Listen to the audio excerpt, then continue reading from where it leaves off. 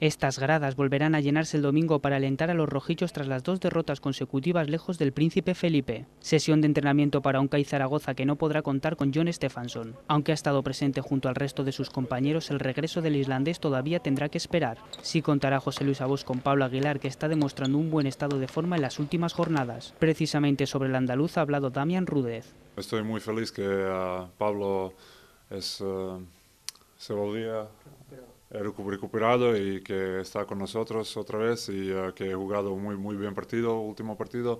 Regresar a la senda del triunfo se antoja vital para hablar de cotas más altas, lugar donde quiere subirse el propio croata. Queremos jugar en Europa año que viene, temporada que viene. Para mí personalmente estoy contento y pienso que he jugado muchas buenas partidas y